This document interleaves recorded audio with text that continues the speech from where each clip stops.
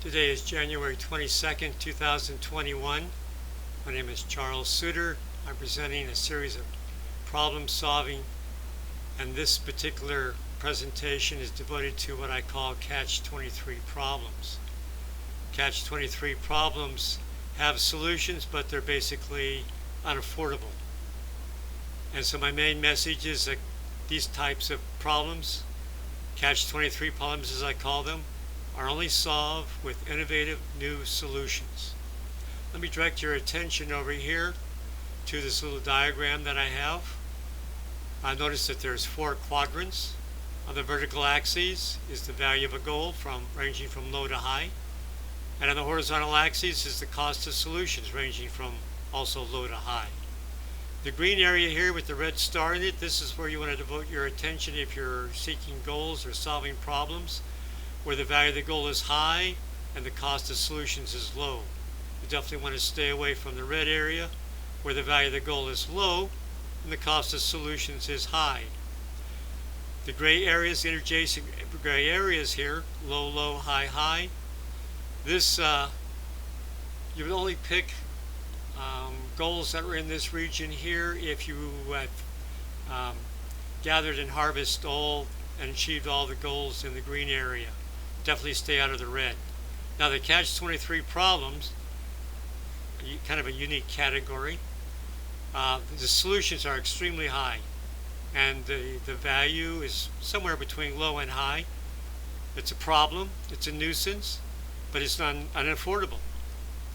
So the only way to resolve this type of problem is to spend more time and effort and resources researching new innovative solutions, something that will move the cost from very extremely high to something moderate. Only then you have a chance to solve these types of problems.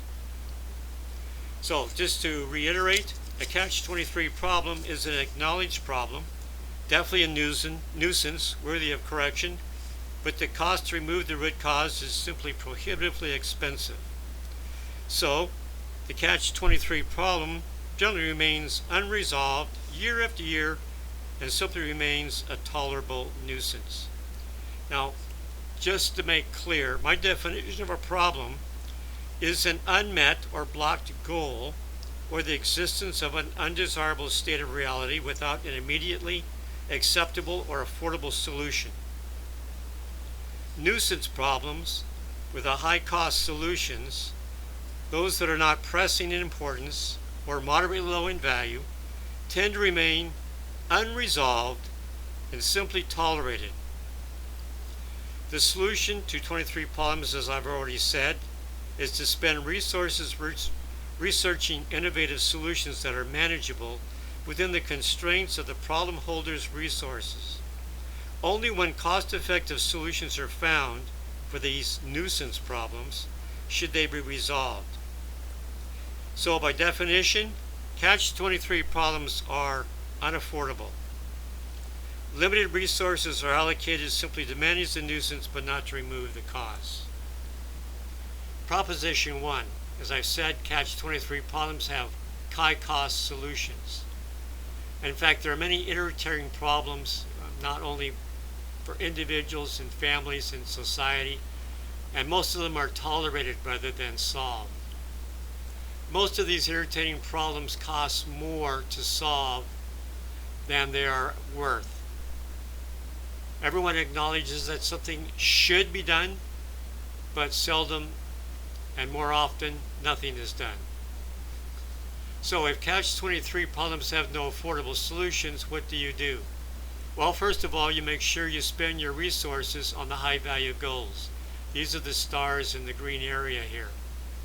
After the high-value goals are funded and there are insufficient funds available for the nuisances, then you simply have to live with them.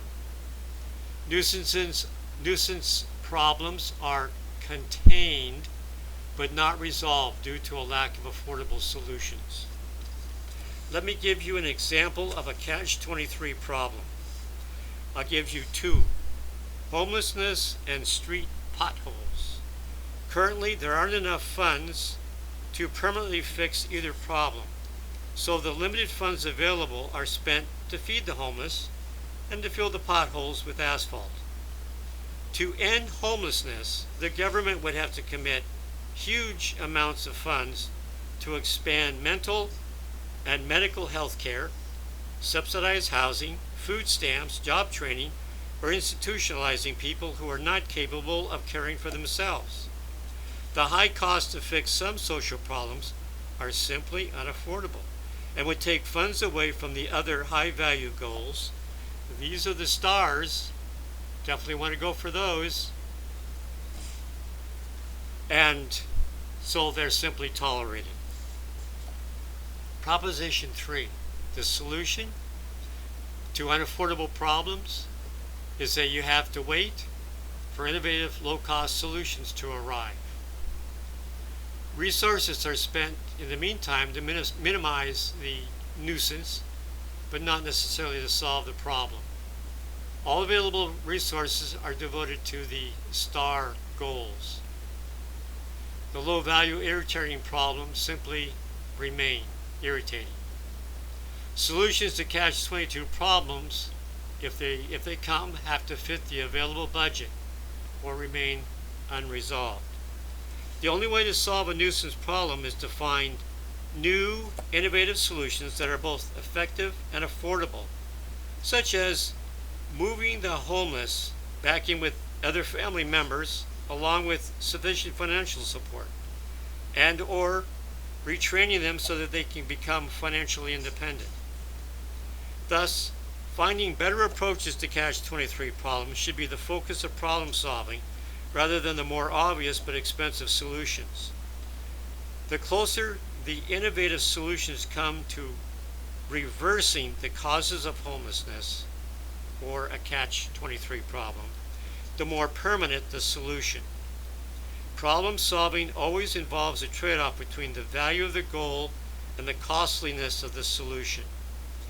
Those catch-23 problems that fall into the red quadrant of low value, high cost are simply less worthy of funding than the stars in the green quadrant with the high value, low cost solutions. So my final message here: spend more resources to find innovative low cost solutions. When there are no affordable solutions to a nuisance problem, the proper approach is to spend small amounts of funds to research innovative solutions to the potential to either substantially reduce the nuisance costs of the problem or to fix the problem at its root cause level. That's all for now. Remember to stay positive. You'll be happier, healthier, and live longer.